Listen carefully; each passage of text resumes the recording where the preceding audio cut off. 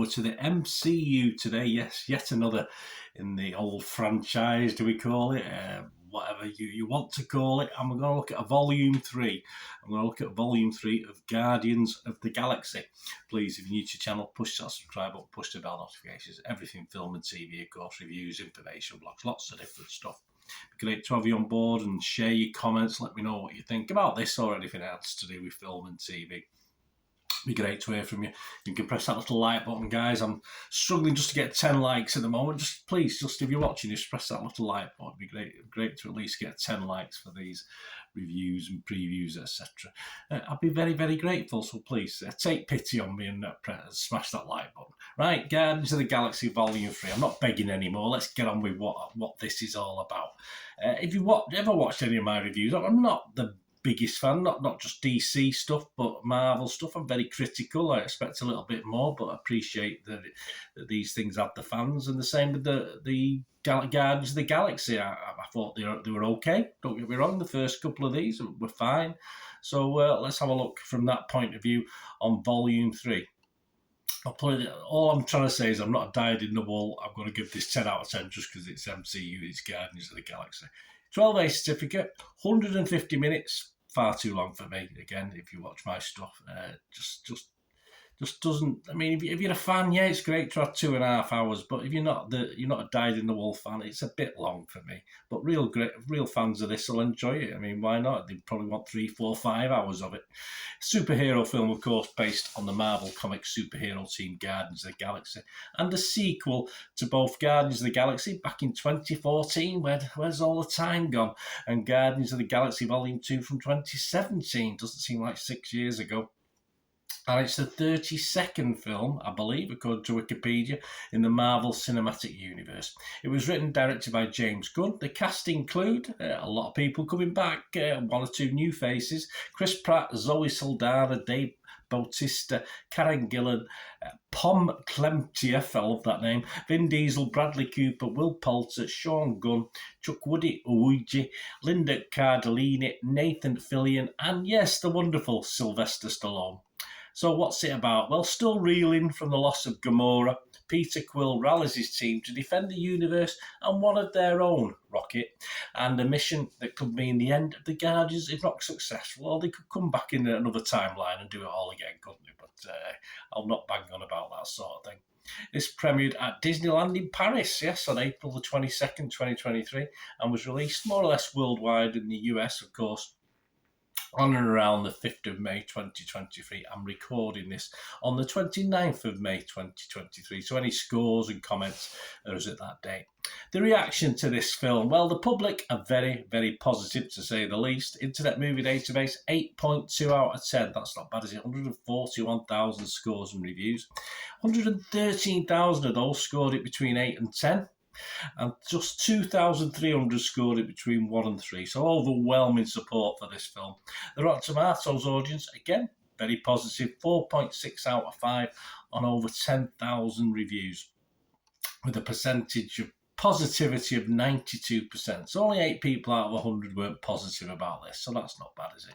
What about the critics? Well, they were not quite as enthused, though they were, again, generally positive. Rotten Tomatoes, a rating of 82% based on 361 reviews, an average rating of 7.3 out of 10, which is very, very good. They're pretty happy. 296 fresh and just 65 rotten.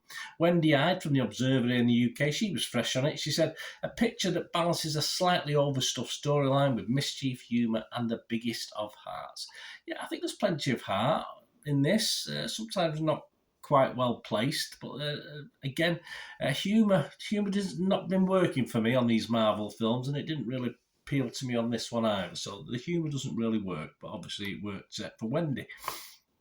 Jonathan Romney, he's from the Financial Times. He was rotten on this. Perhaps his shares dipped this day. I'm not too sure. He said, it's just a shame that after 2 enjoyably irreverent anomalies in the canon, Gunn's finale should be so solemn, over-frenetic, and at points shamelessly sentimental. Yeah, I mean, I have to agree. There's a lack of depth in the sentimentality for me. It didn't make me feel sentimental, but I'm not a dyed-in-the-wool fan. As I've said, the Rocket backstory felt for me just a little hollow. I thought it could have been done better. Overall, I think it lacks something to make it more than just another comic book adventure, action adventure film.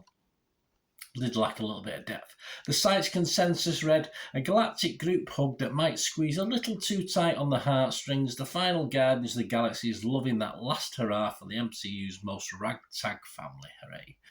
Metacritic, the other site we look at, 64 out of 100. So again, positive. That's based on 62 critics, so mostly good. A couple of the critics, one who didn't like it so much was Slash Films' Chris Evangelista. He gave it 50 out of 100, just halfway. He said, Gunn's first two movies felt different. They stood out from the pack and had their own unique personality. But Volume 3 feels like more of the same. I'm not suggesting Gunn and company are phoning it in this time around, but it certainly feels like the magic has faded. Whatever alchemy the filmmaker worked to make the first two Guardians movies memorable has evaporated into the ether. Yeah, cutting, again, as I'm not overly enthusiastic on this film, I tend to agree. I was not the biggest fan of the first two. They were okay, don't get me wrong, okay. And this is just really, for me, continuing a supposedly winning formula with characters that people know pretty well by now, but I've never really invested in any of them, or fell in love with any of them to make it that special to me. There's no real leap in story or style. But yes, I think most fans will lap it up. And the final word we'll leave to Collider's Ross Bername. He gave it 83 out of 100, so he did like it. He said, Guardians of the Galaxy Volume 3 isn't just the ideal send-off for the group, it's the best MCU film in years, and a reminder of how much fun and moving the Marvel Cinematic Universe can actually be after film of recent disappointments. The Guardians of the Galaxy were the best core of the MCU, and Gunn has created the perfect goodbye to this gang of misfits. Yeah, I'm happy to say goodbye. Let's move on to something else, shall we? So, my scores to sum up, guys. You've had a bit of my opinion in there with the critics, so I'm just going to finish this off by giving you my scores overall, which are positive. I'm not going to say, even though I've been a little bit down on it, I watched it, as I said, a bit long for me. I got a little bit bored at times with it. I said I wanted a bit deeper Rocket's backstory. I wanted perhaps a little bit more from that. I was a little bit peeved about what we got. But obviously, Rotten Tomatoes, I've got a fresher Rotten answer, so I'm going to give it a fresh. No, I think that's fair enough. Metacritic, all right, you got positive, mixed, and negative, and I'm just going to edge it towards a positive. As I say, even though I've been a little bit down on it, it was watchable. Which means my score, a watchable score for me, as you know, if you've watched mine, or now you'll know if you're watching one for the first time, is a 6 out of 10 rating, and that's what I'm going to give it. It was on Internet Movie Database, and they asked you for your scores, which they do. I'll give it 6 out of 10. So there you go. Let me know what you think, guys. Anyway, are you a dyed-in-the-wool fan? You're just like me, who likes to dip in and out, and you're okay with it, but it's nothing special. You'd rather do other things or watch other things. Just let me know. It'd be great to hear from you either way. It's all opinions, isn't it? We can't all be big fans. We can't all be big miseries, can we? So I'm sort of stuck between the two on this one, but I'll go positive on it anyway. So thanks for watching, guys. Until we meet again, that's one thing, don't I? Please stay safe, everyone. Bye for now.